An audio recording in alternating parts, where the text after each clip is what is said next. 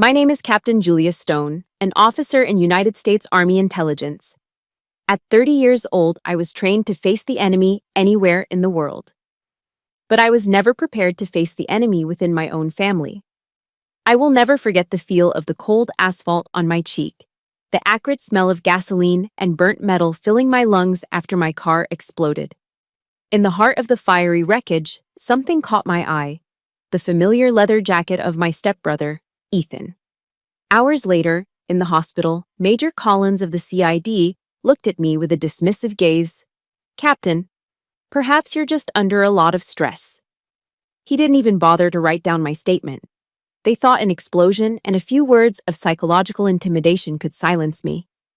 They gravely underestimated a daughter of Colonel Stone. Let me know where you're watching from, hit that like button, and subscribe if you've ever been dismissed and pushed down by the very people you were supposed to trust the most. The darkness along County Line Road was absolute, a thick, rural blackness that swallowed the high beams of my Chevy sedan just 50 feet ahead. It was well past midnight, the end of a grueling 16-hour shift at Fort Bragg, and every bone in my body ached with a deep, satisfying exhaustion. My world had shrunk to this 2-lane ribbon of asphalt cutting through the North Carolina pines, the steady hum of the engine, and the voice of Ronnie Van Zant coming through the speakers. Mama told me, when I was young, "Come sit beside me, my only son." The familiar opening chords of "Simple Man" always brought my father to mind, Colonel Michael Stone. A man who was more of a legend than a father, a figure carved from granite and Army regulations. He wasn't a warm man, but he was a just one. He'd play this song on his old record player in his study, the scent of leather and old books in the air, and tell me, "Julia, it's not about being the smartest or the strongest. It's about being a person of your word. That's the only legacy that matters." His legacy was honor, a compass I had sworn to live by. All I wanted was my bed. A few hours of dreamless sleep before the cycle started all over again.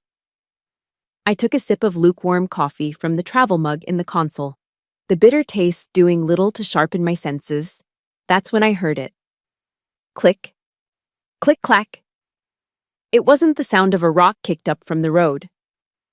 It was a dry metallic sound coming from underneath the chassis. It was deliberate, rhythmic. My entire body went rigid. Every ounce of fatigue vanished, replaced by the ice-cold adrenaline of pure training. My grip tightened on the steering wheel. My eyes scanned the empty road ahead, the dense tree line on either side. My mind, the intelligence officer's mind, started running threat assessments. This wasn't a mechanical failure, this was a trap. I didn't slam the brakes. I eased my foot onto the pedal, smoothly guiding the car to the gravel shoulder, letting it roll to a stop under a large oak tree. I killed the engine and the headlights, plunging myself into near-total darkness. Silence descended, thick and heavy. For a moment, the only sound was my own heart hammering against my ribs. I took one deep, controlled breath, my hand moving to the door handle. The moment my fingers closed around the cold plastic, my training screamed one last warning. Get out, now. The instant I pushed the door open, the world didn't just explode, it was unmade. First came the pressure wave, a silent, violent fist that slammed into my chest, stealing the air from my lungs. Then came the sound, a deafening, gut-wrenching roar that felt like it tore the sky apart. The world flashed a brilliant, searing white. I was lifted, thrown through the air like a rag doll, every nerve ending screaming in protest. I landed hard on the asphalt shoulder, the rough surface scraping my cheek raw. The ringing in my ears was so loud it was its own form of silence. Heat, intense and suffocating, washed over me, and the air was instantly choked with the sickeningly sweet smell of gasoline and the acrid stench of burning metal and plastic. Pain was a symphony. A sharp, piercing agony in my shoulder, a dull, throbbing fire along my back. My vision swam, flickering between the black sky and the monstrous orange blossom of fire that had been my car. Through the haze of shock, my training fought to the surface. Observe, assess, report. And then I saw it. There, just at the edge of the inferno, illuminated by the pulsating flames, was a shape. a piece of clothing.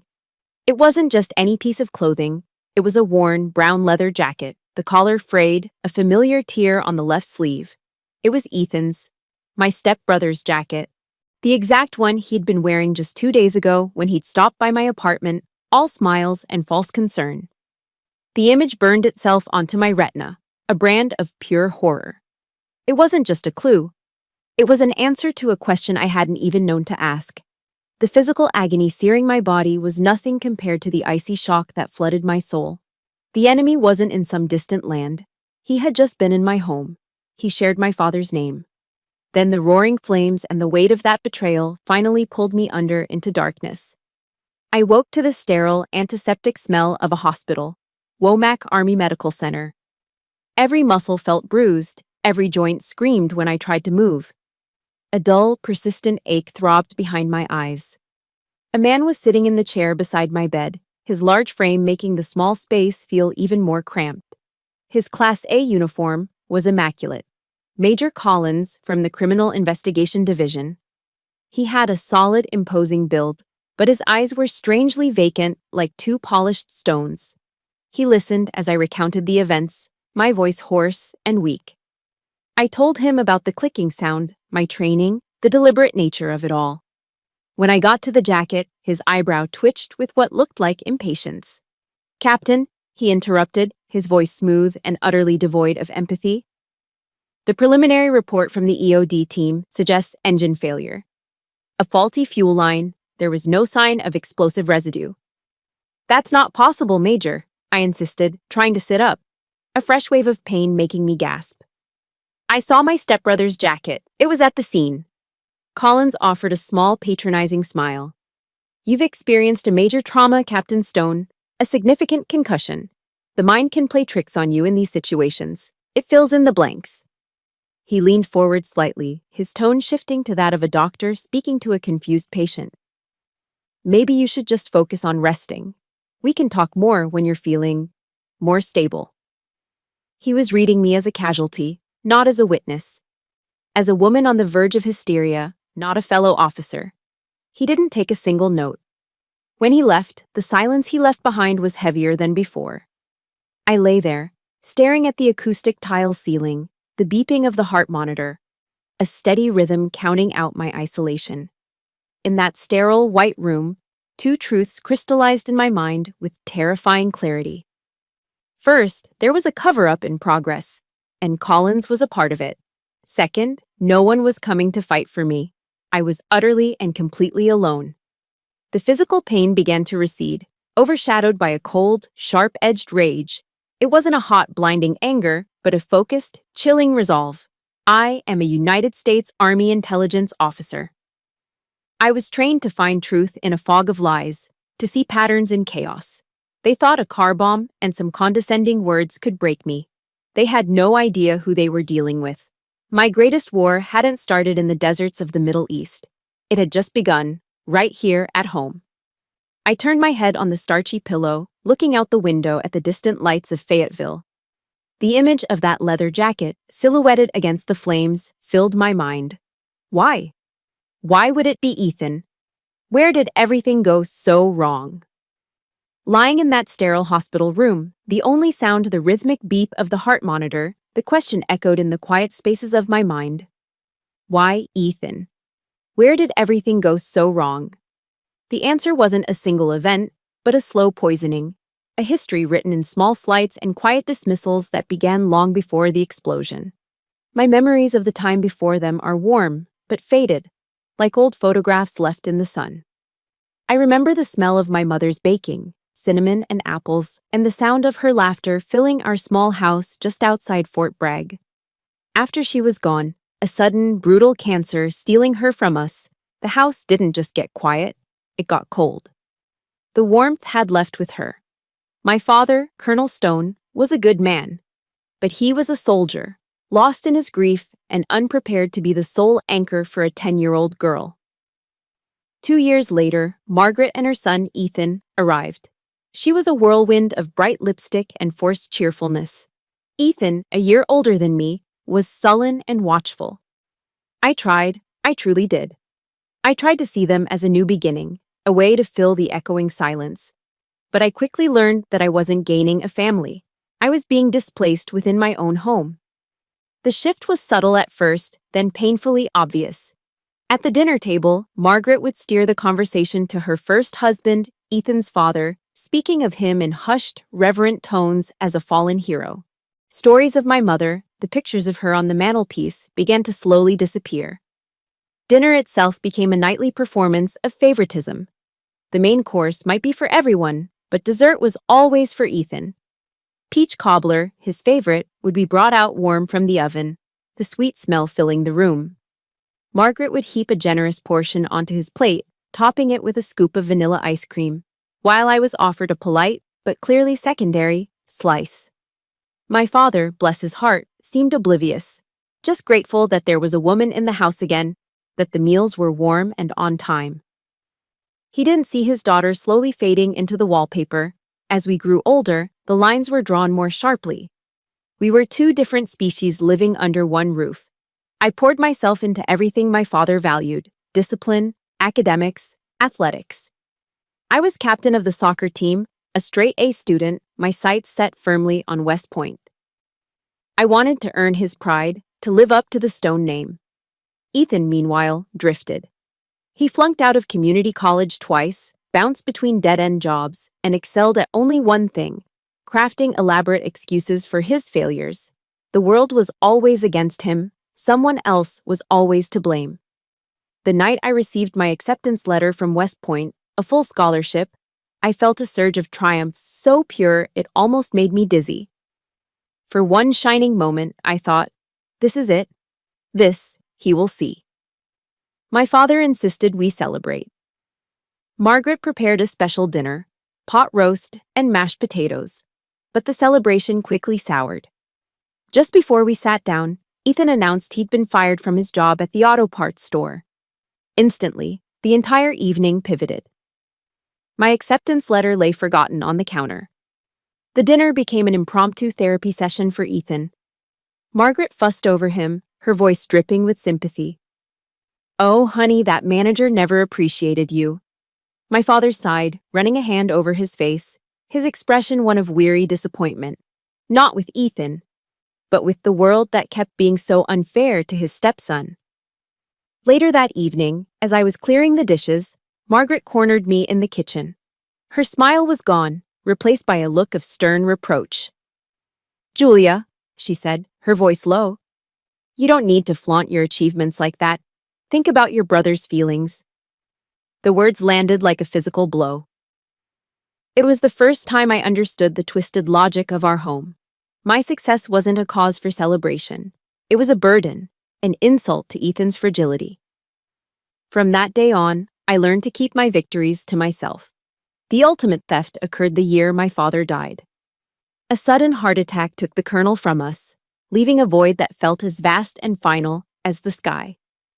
The funeral was a formal military affair, precise and heavy with tradition. The sharp crack of the 21-gun salute, the mournful notes of taps hanging in the humid air. At the end, an honor guard meticulously folded the American flag that had draped his casket into a tight, perfect triangle and presented it to Margaret. I stood beside her, my heart aching, waiting for her to pass it to me, his only biological child. It was my right. It was his legacy. Instead, she turned and placed it firmly in Ethan's hands. In front of everyone, his fellow officers, our friends, our family, she announced, "Your father would have wanted his son to have this." The lie was so audacious, so public, it left me breathless. Ethan accepted it without a flicker of shame, clutching it to his chest as if he'd earned it. In the weeks that followed, he began his conquest. He methodically went through my father's study, the one place that had always been my sanctuary. He took the ceremonial M1 Garand from the wall, the challenge coins from a dozen different units, the photograph of my father with General Schwarzkopf. He acted not just as the heir, but as the sole inheritor, and Margaret sanctioned his every move. I was watching my father's legacy, my legacy, being dismantled and stolen right before my eyes. The final warning sign, the one I truly failed to heed, came just before I left for basic training. I discovered Ethan was involved in some shady online business, racking up significant debt. I tried to warn my father, he just waved it away. You're too hard on him, Julia. He's just trying to find his own way. After Dad was gone, I brought my concerns to Margaret. Her face hardened, her eyes flashing with fury. How dare you spread lies about your brother? Are you that jealous of him? That blind, suffocating defense had nurtured a monster.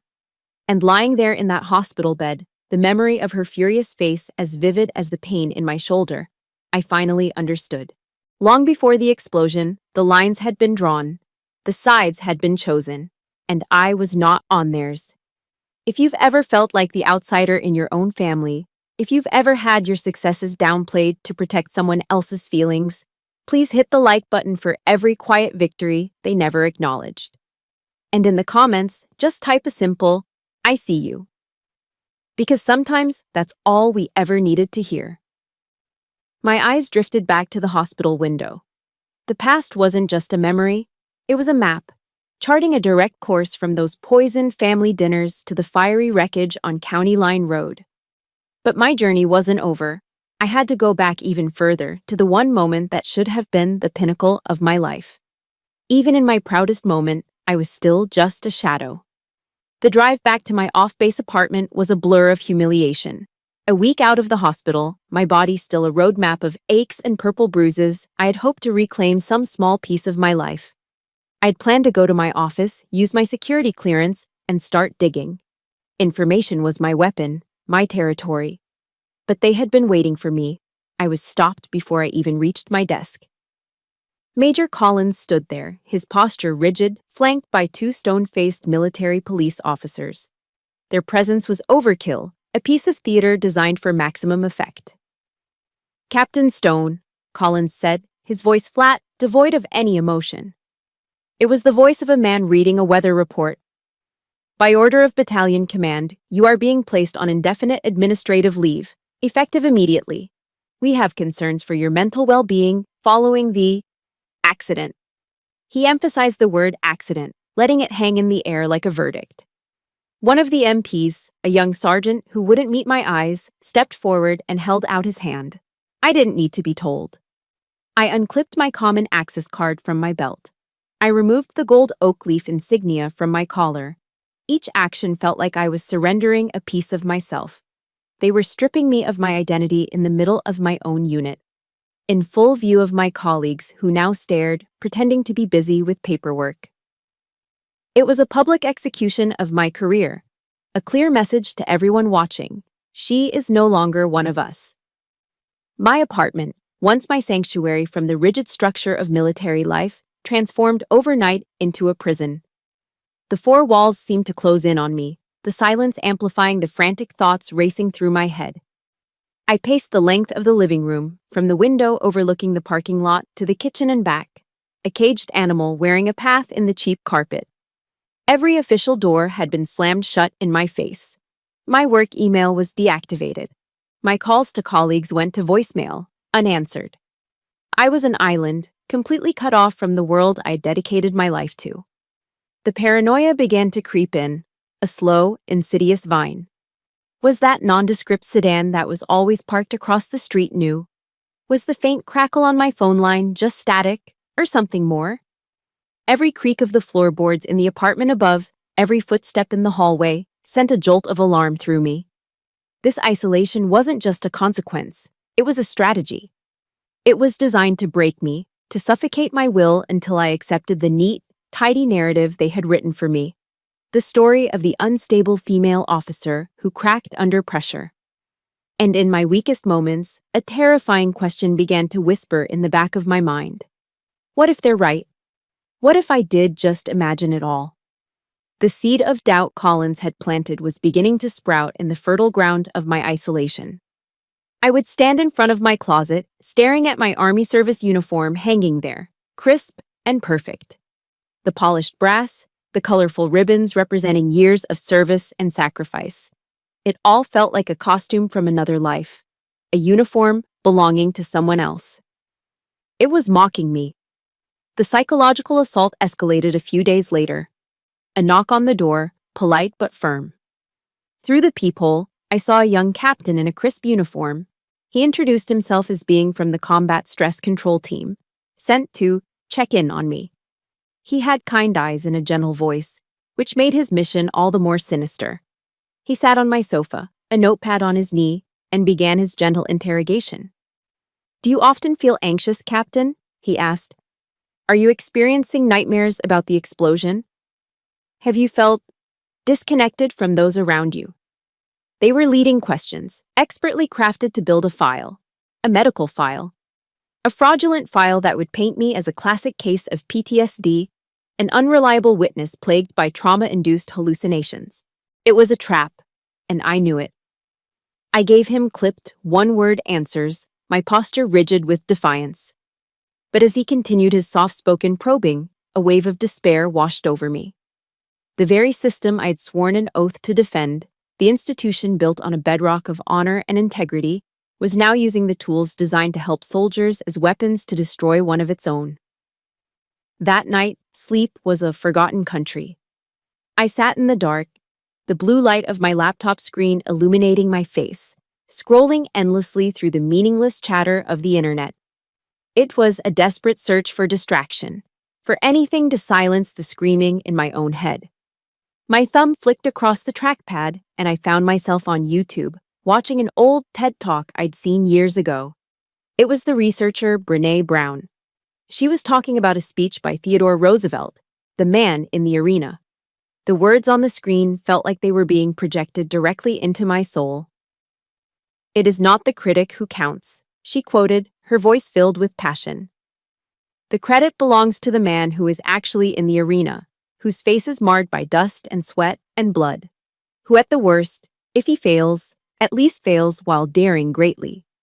Something inside me shifted, a jolt, like a circuit being reconnected after a power failure. The self-doubt, the fear, the suffocating helplessness, it all receded, replaced by a single, powerful realization. I am in the arena. This is the fight of my life. My face is marred by the literal asphalt of County Line Road. I cannot sit here in the dark, waiting for the system to either absolve me or condemn me. I cannot let them write my story. I have to fight back. I wasn't a patient. I wasn't a victim. I was a soldier. And a soldier's duty is to fight. My fingers flew across the keyboard, no longer aimless. I searched for a name, a number I hadn't dialed in years but had never forgotten. A name from my West Point days. A woman who saw the world in code and data streams. A digital ghost who could walk through firewalls without getting burned. My best friend, my sister in arms, Nora. My hand was steady as I picked up the phone. This call would change everything. They had isolated me, but they had forgotten about the alliances forged in the crucible of cadet life. They had chained me with regulations and procedures, but they were about to find out what happens when an intelligence officer decides to go off the books. My finger hovered over Nora's contact information, my heart hammering a frantic rhythm against my ribs. It felt like the biggest risk I could take. After being betrayed by my family and gaslighted by the system, trusting anyone felt like an act of insanity.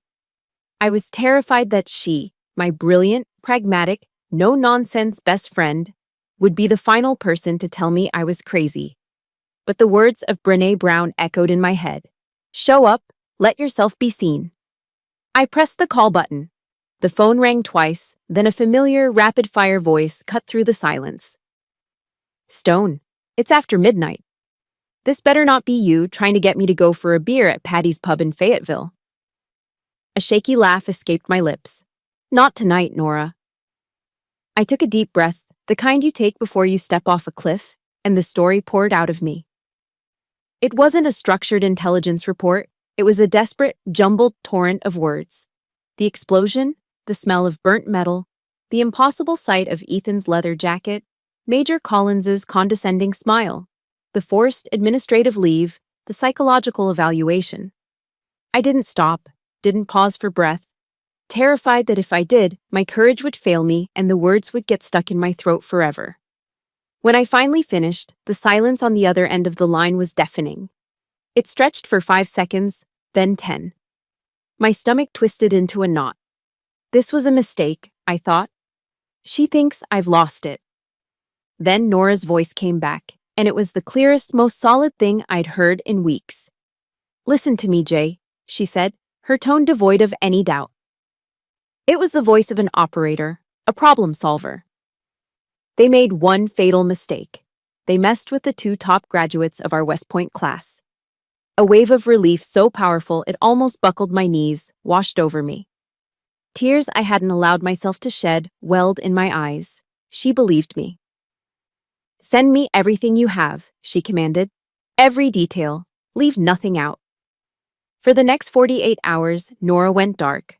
I knew she was working, moving through the digital world like a phantom. She was stationed at Fort Gordon in Georgia, the Army's cyber warfare hub. But she operated in a space that had no geography. She used secure networks, back channels, and skills that were technically outside her job description but were second nature to her. I spent the time in a state of suspended animation, caught between hope and dread. The call came on the 3rd day, through an encrypted messaging app. I have good news and bad news, Nora's voice said, crisp and clear. Give me the good news first. I need it. The good news is, you're not crazy, she said. I let out a breath I didn't realize I'd been holding. The bad news is, this is much worse than you think, she explained. Someone had flagged my security file with a tag, Alpha 7. It was a high-level counterintelligence marker, usually reserved for internal threats, spies, or assets being monitored for treason. It gave them carte blanche to track my entire digital footprint. They're reading your emails, Jay, she said, her voice grim. They're logging your web history, tracking your cell phone's location. You've been operating under total surveillance since the day after the explosion. The calculated cruelty of it was breathtaking. They weren't just ignoring my claims, they were actively building a case against me. Now we fight back, Nora said, and I could hear the familiar click of her keyboard.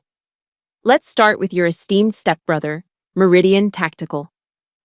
Guided by Nora, I plunged into the world of open-source intelligence, or OSINT. It was a world I knew well, but I had never been the target before. We started with public records, peeling back the layers of Ethan's so-called consulting firm. What we found was a classic Russian nesting doll of deception. Meridian Tactical's address was just a P.O. box in Wilmington. Its parent company, registered in Delaware, was a shell. That company was paid by another consulting firm with no employees, which in turn received massive, vaguely described payments from a major defense contractor. Then Nora found the money trail. Following a complex web of transactions, she located the final destination, a private account in the Cayman Islands, an account belonging to one Ethan Vance. The transfer notes were laughably arrogant. Special project expenses. This is classic money laundering, Jay, Nora said, a note of grim satisfaction in her voice. He's not just a failed community college student anymore. He's skimming millions off of defense contracts. He wasn't just trying to get rid of you, he was silencing a potential witness. It was a motive, solid and ugly. But then Nora found something else, something that made the blood run cold in my veins. While probing the firewalls of Meridian Tactical's servers, she found a back door, a hidden digital tunnel.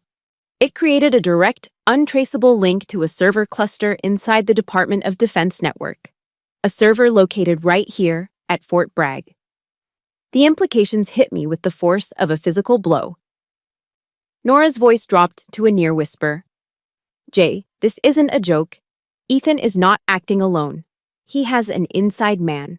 Someone with the authority to set up this connection, to flag your file with an Alpha 7. It could be Collins, or it could be someone much, much higher up the chain of command. She paused, letting the weight of her words sink in. From this moment on, you trust no one. You speak to no one. You are officially operating in enemy territory. An email notification pinged softly on my laptop. It was from a heavily encrypted address I didn't recognize. The subject line was just 5 words. They're watching you, Jay. Be careful. Inside was a single attachment, a screenshot of my own security file, the red Alpha 7 flag glowing like a malevolent eye, and a short message from Nora. Whoever's doing this has high-level access. We need physical proof, something they can't delete. The truth was now horrifyingly clear. The enemy wasn't just my family, he was in my army. And to get the proof I needed, I had to do the one thing I was dreading most. I had to go back home. I had to walk back into the tiger's den. The 2-hour drive to Wilmington felt like a tactical insertion into enemy territory. My objective was clear: retrieve physical evidence. My cover story was plausible. The repentant daughter seeking to make peace and talk things through. But beneath the calm exterior of a trained intelligence officer, the heart of a daughter was quietly breaking. I was about to use the language of family, reconciliation, forgiveness, as a weapon. A part of me felt sickened by it. Another part knew I had no other choice. Margaret opened the door, her smile as brittle as spun sugar. "Julia, darling, what a surprise!" She pulled me into a stiff, airless hug that smelled faintly of hairspray and Chanel No. 5. My father appeared behind her, his face a mask of strained neutrality. He couldn't meet my eyes. The performance had begun. Dinner was a masterclass in Southern passive aggression. Margaret had prepared all the comforting staples of my childhood: crispy fried chicken, creamy mashed potatoes, green bean casserole topped with fried onions. It was a meal designed to say, "We are a normal, loving family." But the food tasted like ash in my mouth. The air in the dining room was thick with unspoken words, a tension so palpable you could cut it with a knife. Margaret filled the silence with a breathless monologue about Ethan's latest ventures. He wasn't there, conveniently away on a business trip. "He's working so hard, Julia," she gushed, passing me the gravy boat. "He's in talks with some very important people in D.C. He's so determined to build on your father's legacy." Every word was a tiny poisoned dart, aimed directly at me. I was the one in the colonel's uniform, but Ethan, the drifter and the failure, was being lauded as the true heir. I just nodded, pushing the potatoes around on my plate, playing the part of the attentive daughter. After the dishes were cleared, we moved to the living room. This was it. I sat in the armchair across from them, the same chair my mother used to sit in. "I need to talk about Ethan," I began, my voice even and calm. Margaret's demeanor changed instantly. The warm hostess vanished, replaced by a defensive lioness. "Oh, here we go again," she snapped, her voice sharp. "Can't you just leave your brother alone? Hasn't he been through enough?" "He tried to kill me, Margaret." I said the words plainly, without heat, letting them land in the quiet room. "That is a vicious, horrible lie," she shot back. I turned to my father. He was staring at his hands, twisting a linen napkin into a mangled knot. He wouldn't look at me. "Dad," I pleaded, my voice softer now. "Nora and I found things. His company, Meridian Tactical, it's a front. He's laundering money." My father finally looked up, his eyes filled not with anger or disbelief, but with a profound, soul-deep weariness. "Julia," he said, his voice barely a whisper. Maybe you should just let CID handle this. Don't stir things up anymore. For the family." For the family. The phrase wasn't a plea, it was a cage. A gilded cage they used to trap me, to demand my silence in the name of a unity that had never truly existed. In that moment, watching the man I had revered my entire life choose willful ignorance over his own daughter, I knew that talking was pointless. My father, the colonel, a man who had faced down enemies on the battlefield, was a coward in his own home. "You're right," I said, my voice betraying no emotion. "I'm tired. I think I'll just go up to my old room and rest." Margaret looked relieved. My father just nodded, his gaze dropping back to his tormented hands. I waited until the house fell into the deep silence of the suburbs after midnight. The only sounds were the hum of the refrigerator and the gentle ticking of the grandfather clock in the hall. Slipping out of bed, I moved through the darkened house with the practiced stealth of a soldier. Ethan's office, which used to be a spare bedroom, was at the end of the hall. The door was unlocked. The room was a reflection of his mind, chaotic and cluttered. Piles of papers, discarded tech gadgets, and empty energy drink cans littered every surface. My heart pounded against my ribs, a frantic drumbeat in the quiet. I started a systematic search, my training kicking in. I checked under the desk, behind the bookshelf, through the stacks of invoices. Nothing. Then I saw it. A stack of old tech magazines on the floor, slightly askew, covering a loose floorboard. My breath caught. I knelt, pried the board up with my fingertips, and reached into the dark space beneath. My fingers brushed against a small rectangular object. I pulled it out. A small black USB flash drive. My intelligence instincts screamed. This was it. This was what I came for. Working quickly, I plugged the drive into a small, encrypted duplicator I had brought with me. The device was silent, its small LED screen displaying the progress. It felt like an eternity.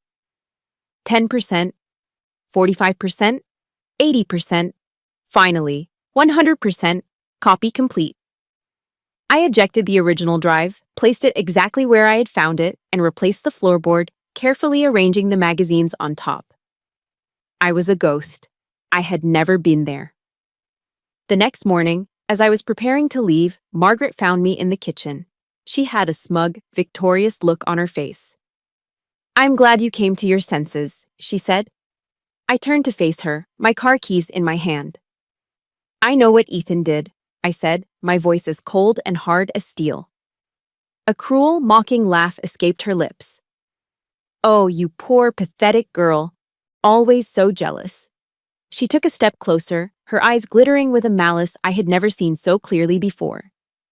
"You should know, Julia, that in your father's eyes and in mine, Ethan has always been the real child of this house. You're just a soldier, a visitor passing through." The words were meant to shatter me, and they did. They severed the final, frayed thread of hope I had clung to for 20 years, but they also set me free. I didn't say another word. I just looked at her, letting her see the emptiness her words had created. Then I turned and walked out the front door, not looking back. I had what I came for, but the price was the final, undeniable confirmation that I was, and always had been, an orphan in my own home. Driving away from Wilmington, the copied USB drive felt heavy in my hand.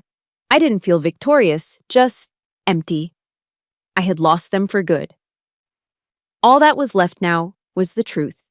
The drive back from Wilmington was silent and tense. I didn't turn on the radio. The USB drive sat on the passenger seat, a tiny black rectangle that felt as heavy as a bomb.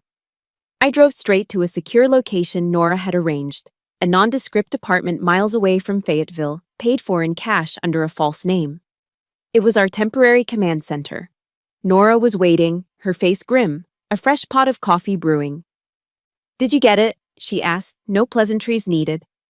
I simply held up the drive. She plugged it into a sandboxed, air-gapped laptop, a machine completely disconnected from any network. We were about to open Pandora's box, and we had no idea what demons were about to fly out. The drive mounted, revealing a list of neatly organized folders. My breath hitched. This wasn't the chaotic mess of a desperate amateur. This was the work of a meticulous planner. The first folder was labeled Meridian. Inside was Ethan's entire shadow world. Scanned copies of fraudulent defense contracts with falsified signatures, routing numbers for offshore accounts, detailed ledgers outlining millions of dollars being siphoned off from projects meant to provide body armor and equipment for troops overseas. He wasn't just stealing, he was stealing from his brothers and sisters in arms. A knot of disgust tightened in my stomach. Then we found the email archives, a thread between Ethan and Major Collins. My blood ran cold as I read Collins's words on the screen. "The sister is becoming a problem. She's too much like the old man, always digging." Ethan's reply was chillingly casual. "I'll handle my sister. You just make sure the official report is clean." Collins's final email was a promise. "Consider the nuisance handled." There it was. The conspiracy spelled out in black and white. But the worst was yet to come. One folder stood out, its name in all caps, encrypted with a password I knew instinctively. My mother's birthday. Special materials. My hand trembled as I typed it in.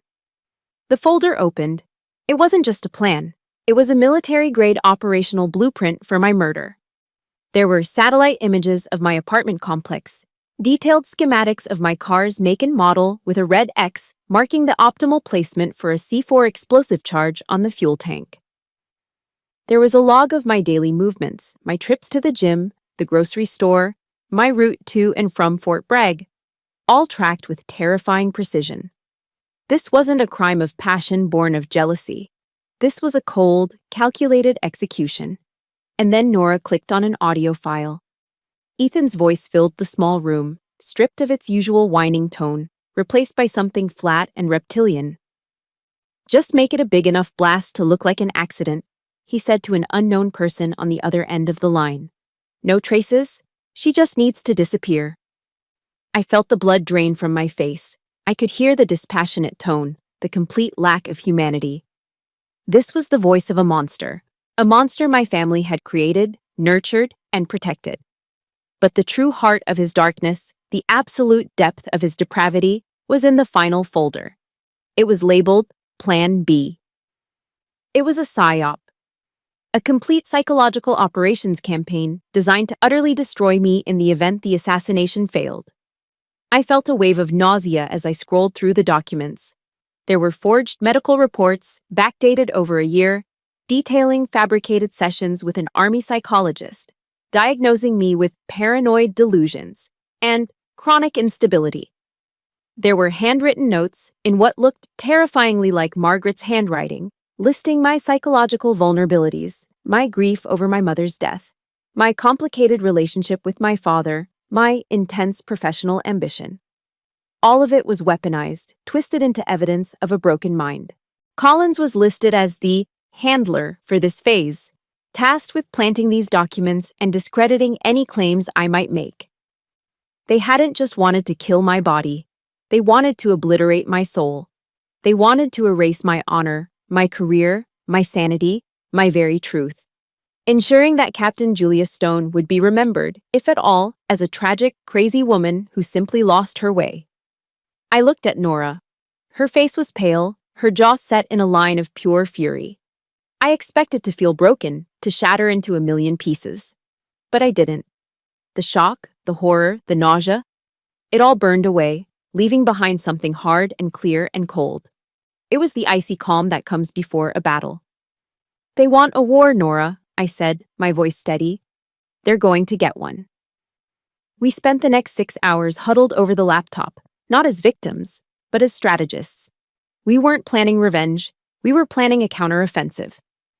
We codenamed it Operation Exposure. It would be a two-pronged assault. The first prong, information warfare. Nora identified a legendary investigative journalist, a man my father had respected, known for his integrity and his refusal to back down from powerful people. We would compile a carefully curated evidence package, the money trail, the emails, the audio file, and send it to him anonymously. Time to be released exactly when we launched our second attack. The second prong was the kill shot. I'd discovered that in 2 weeks, the annual Veterans Solidarity Gala was being held in Fayetteville. It was a major event, attended by high-ranking officers and defense contractors. And this year's keynote speaker, a rising star in the community, was none other than Ethan Vance. He was going to stand on a stage and speak about honor and integrity. He was going to stand in my territory, in the heart of the world I had given my life to. He had chosen the battlefield. If you believe that truth, no matter how deeply it's buried, always deserves to see the light of day, hit that like button. And if you're ready to see a bully get exactly what they deserve, comment, set the stage below. We worked through the night, fueled by black coffee and a righteous fury. The plan was audacious, risky, and had 100 ways it could go wrong. But as I looked at the flowchart we had mapped out on a whiteboard, I felt a flicker of something I hadn't felt in a long time. Power. I walked into the small bathroom and looked at my reflection in the mirror. The haunted, exhausted woman from the past few weeks was gone. In her place stood a soldier, an intelligence officer, a warrior. My father used to say, "The best way to win a war is to choose your own battlefield." Ethan, I thought, my eyes locking with my own reflection, you chose the wrong one. The final 24 hours before the gala were a blur of controlled, purposeful tension. Our small anonymous apartment transformed into a tactical operations center. Nora, hunched over her glowing laptop screens, was the mission commander, the eye in the sky. I was the operative on the ground, the tip of the spear. The air was thick with a silence broken only by the frantic clicking of Nora's keys and our own deep, measured breaths. Every detail had to be perfect. One mistake, one technical glitch, one moment of hesitation, and the entire operation would collapse, taking me with it. We ran diagnostics on the tech for the 10th time. A micro camera, no bigger than a shirt button, was seamlessly integrated into the front of my dress uniform jacket. A tiny earpiece, flesh-toned and nearly invisible, would be my direct line to Nora. She had already breached the event hall's network, mapping their audiovisual systems. With a few keystrokes from this apartment, she could hijack every screen and speaker in that ballroom. I have control of the main projector feed, she confirmed, her eyes darting between lines of code. When you give the signal, I can switch the input to my encrypted stream in less than half a second. They won't know what hit them. And the package for the journalist? I asked, my voice low. Sent and confirmed, she replied without looking up. It's sitting in David Morrison's inbox, locked with a time-release decryption key. It will open automatically at 19:30 hours, exactly 15 minutes after Ethan is scheduled to begin his speech. By the time our show is over, the national news cycle will already be on fire. Everything was in place, all the pieces were on the board, and a cold, sharp-edged fear began to settle in my stomach. This was real. The moment I stepped into that ballroom, there was no turning back. As if on cue, my phone buzzed on the coffee table. The screen lit up with a name I never expected to see again. Dad! My heart seized in my chest. Nora glanced at me, her expression questioning. I shook my head slightly and picked up the phone, my hand unsteady. I hesitated for a long moment, then accepted the call. His voice came through, and it was the sound of a man utterly broken. It was thin, tired, and pleading. Julia, he began, your mother told me what you're planning. She said you're going to try and ruin Ethan.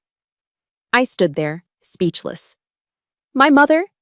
He had called Margaret my mother. Please, he begged, and I could hear the desperation in his voice. Don't do this. Whatever you think he did, he's still your brother. He's family. If you destroy him, what's left of this family? The air was knocked from my lungs. It was the final, most devastating betrayal. There was no ambiguity, no room for interpretation. He knew on some level what Ethan had done. He had seen the evidence of his son's character for years. But when forced to choose, he chose the lie. He chose to sacrifice his own daughter on the altar of a broken, toxic definition of family. He was asking me to be the good soldier and fall on my sword to protect the man who tried to murder me. Dad, I said, my voice trembling but my words firm. I am doing what you always taught me to do. I am defending my honor. I paused, the next words feeling like broken glass in my throat. I'm sorry. I ended the call before he could reply, before I could break. I sank onto the edge of the bed, the phone slipping from my fingers. A single, hot tear rolled down my cheek, then another. It wasn't a storm of grief, but a quiet final mourning for the father I thought I had, for the family that was never real. That was the last punch, the one that hurt the most. That night, I didn't sleep. I sat in a chair, my Army service uniform hanging from the closet door, perfectly pressed. The dark blue jacket, the gold buttons gleaming in the dim light. I thought about the day I took my oath at West Point, my hand raised, pledging to defend the Constitution against all enemies, foreign and domestic. I never imagined the domestic enemy would share my last name and eat at my dinner table. My father used to keep a small, worn Bible on his nightstand. He wasn't a deeply religious man, but there was one passage he'd underlined, one he'd quote when talking about facing adversity. I found it online, the words glowing on my phone's screen. Ephesians 6:11. Put on the whole armor of God, that ye may be able to stand against the wiles of the devil. I wasn't a believer in the traditional sense, but as a warrior, I understood the metaphor. I wasn't just fighting for myself anymore. I was fighting for every soldier, every person who had ever been silenced, gaslighted, and buried by a corrupt system. My armor wasn't made of steel, but of truth. My shield was my integrity. My sword was the evidence on that USB drive. The first rays of dawn crept through the blinds, painting gray stripes across the room. It was time. I stood and began to dress, each movement deliberate, a ritual. The crisp white shirt, the black tie, the dark blue jacket. I pinned each ribbon, each badge to my chest. The Army Service ribbon, the National Defense Service Medal, the Parachutist badge. Each one was a reminder of what I had earned, what I had bled for, what they had tried to take from me. I slipped the earpiece into my ear. It was silent, waiting. Nora looked up from her computer. "Final comms check. You ready, Jay?" she asked, her voice a comforting presence in my ear. I looked at my reflection in the mirror. The fear was still there, a cold knot in my stomach. But it was overshadowed by something stronger. The focused, unwavering calm of an intelligence officer on a mission. This uniform wasn't just an outfit. It was the armor of God. It was my father's true legacy. It was me. "More than ready," I replied, my voice steady. "Phoenix is in flight." And I walked out the door, toward the last battlefield I ever wanted, but the only one that mattered. I walked into the grand ballroom of the Fayetteville Convention Center feeling strangely calm. The room was a glittering sea of military prestige and corporate power. Generals with chests full of ribbons chatted with defense contractors in tailored suits. The air hummed with polite conversation and the clinking of wine glasses. I was in full Army service uniform, the dark blue fabric a second skin, a suit of armor. I moved through the crowd with a quiet confidence, nodding to a few familiar faces, my expression unreadable. Across the room, I saw him. Ethan was the center of a laughing, adoring circle, holding a glass of champagne, looking every bit the charismatic young CEO. He was wearing a ridiculously expensive tuxedo, his smile wide and predatory. He caught my eye over the shoulder of a two-star general. For a fraction of a second, a smirk of pure, arrogant triumph flashed across his face. He thought I was here to surrender, to beg, to make a scene. He thought he had already won. Nearby, I spotted Major Collins, looking stiff and important. He gave me a sharp, warning glare, a silent command to behave myself. I ignored them both. My mission was singular. I found a position near the back wall, a perfect vantage point with a clear view of the stage and the 3 enormous projection screens behind it. I subtly touched my earpiece. "Comms check," I whispered, my lips barely moving. "Loud and clear, Jay." Nora's voice instantly replied in my ear. "The system is ours. I'm a ghost in their machine. Ready when you are." "Standing by," I breathed, my eyes fixed on the stage. A few minutes later, the master of ceremonies, a retired colonel with a booming voice, introduced the keynote speaker. A man of vision, a true patriot dedicated to the safety of our soldiers. Mr. Ethan Vance. The room erupted in applause. Ethan strode onto the stage, soaking in the adoration, waving to the crowd like a conquering hero. He stepped up to the podium, the spotlight catching the sheen of his silk lapels. He looked powerful, untouchable, the very picture of success. He cleared his throat and began to speak, his voice smooth and practiced. "Honor," he began, letting the word resonate in the microphone. "Integrity." He spoke about Meridian Tactical's unwavering commitment to the American warfighter, about the sacred trust between the soldiers on the front lines and the industries that support them. Each word he uttered was a profanity, a desecration of the uniform I was wearing. The hypocrisy was so thick I could taste it. He was a wolf in sheep's clothing, lecturing the sheep on the virtues of vegetarianism. He leaned into the microphone, his expression earnest. Because at the end of the day, it all comes down to one simple, unshakable principle: integrity. That was the cue. I pressed the button on the microtransmitter in my pocket. "Now, Nora," I whispered. "Hit it now." The 3 massive screens behind Ethan flickered. The sleek Meridian Tactical logo vanished, replaced by a stark, black screen with simple white text. Audio file, Project Stone. A collective gasp rippled through the ballroom. Ethan paused, a flicker of confusion on his face. And then, his own voice, cold, reptilian, and utterly devoid of compassion, blasted through the ballroom's state-of-the-art sound system, echoing from every corner. Just make it a big enough blast to look like an accident, no traces, she just needs to disappear. The audio looped, playing again. No traces, she just needs to disappear. A dead, suffocating silence fell over the room. 200 people held their breath in unison. On stage, the blood drained from Ethan's face. He looked like he'd been shot. The screens behind him changed again, now displaying a rapid-fire slideshow of evidence. Scanned copies of the fraudulent contracts, the signatures a perfect match to the one on his driver's license, bank statements from the Cayman Islands showing millions of dollars in deposits. The email exchange with Major Collins, their words damning them in crisp digital text. The silence in the room broke. A low murmur started, then grew into a wave of shocked, angry whispers. People were standing up, pointing at the screens, then at the man on the stage. Ethan stood frozen at the podium, his mouth opening and closing like a fish, no sound coming out. His arrogant self-assurance had completely evaporated, leaving behind a pathetic, terrified shell of a man. He stumbled back from the podium, shaking his head, his eyes wide with disbelief as he stared at the evidence of his own crimes projected 40 feet high behind him. At that precise moment, the main doors of the ballroom burst open. FBI, nobody move!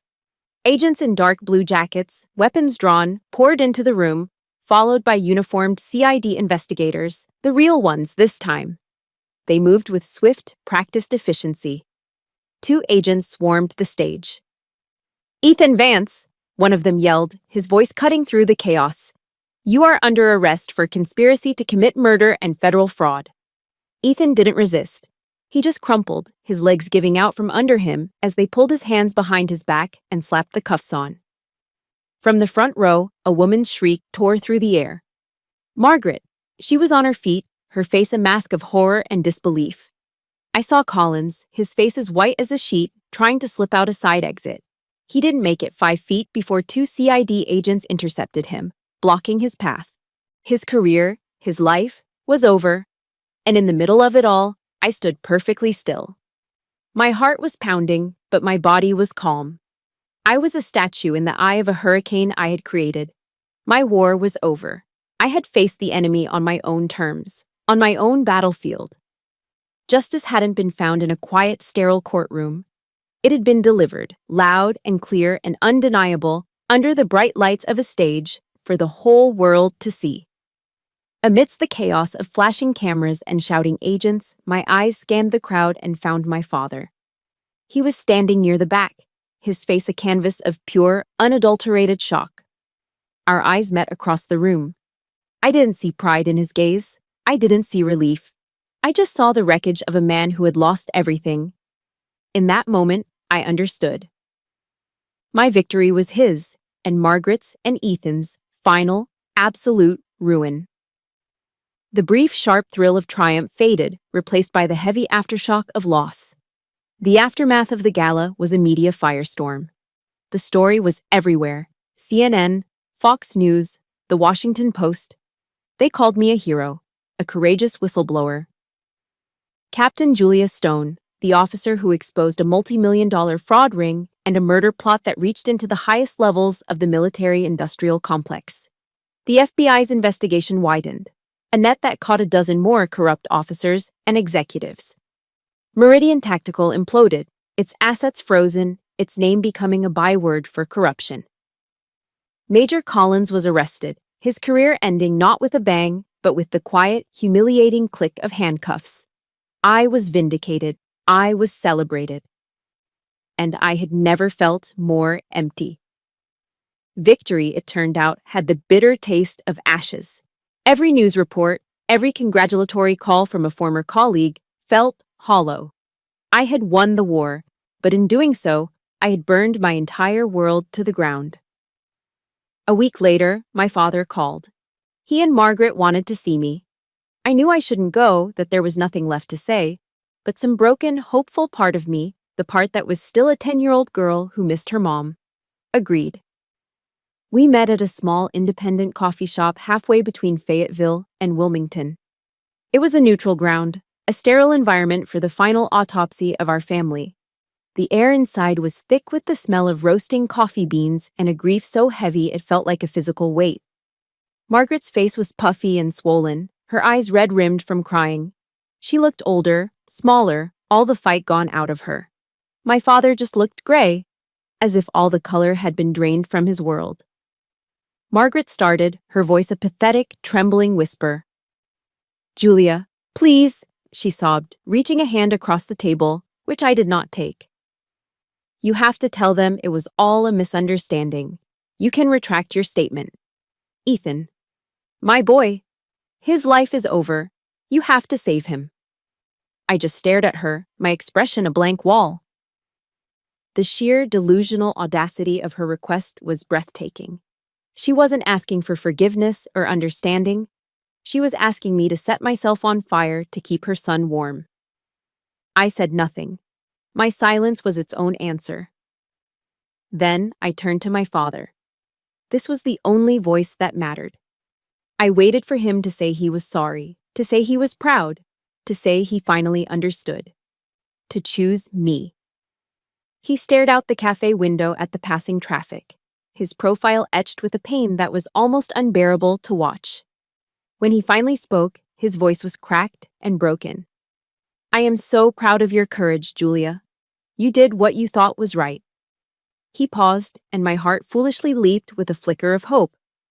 But then he continued. "But Margaret is my wife.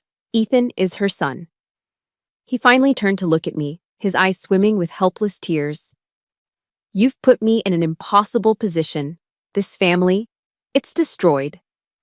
And there it was. Not an apology. Not a validation. Just a lament for his own impossible situation. He didn't see me as his daughter who had almost been murdered. He saw me as a problem that had complicated his life. In his moment of truth, when given a clear choice between right and wrong, between his innocent daughter and his guilty wife, he chose the cowardly comfort of the middle ground. And in doing so, he made his final choice. A strange calm settled over me. The last embers of hope for a father's love died, and in their place was the cold, clean clarity of acceptance. "I didn't ask you to choose, Dad," I said, my voice unnervingly steady. "I only ever asked you to choose the truth. And you couldn't." I loved him, I realized, but I loved the man I thought he was, the colonel who played simple man and spoke of honor. That man was gone, or perhaps he had never really existed. "I love you," I continued, "but I cannot be a part of this anymore." I pushed my chair back and stood up. The finality of the moment hung in the air.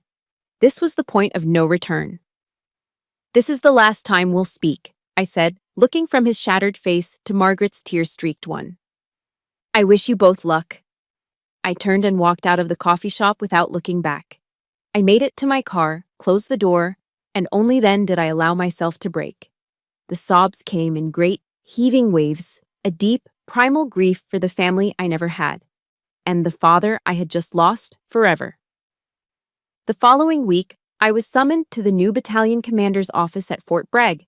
Colonel Harris was a woman I respected, known for her sharp mind and no-nonsense attitude. My record had been cleared, my security clearance reinstated. The cloud of suspicion was gone. "Captain Stone," she said, her expression a mixture of admiration and regret.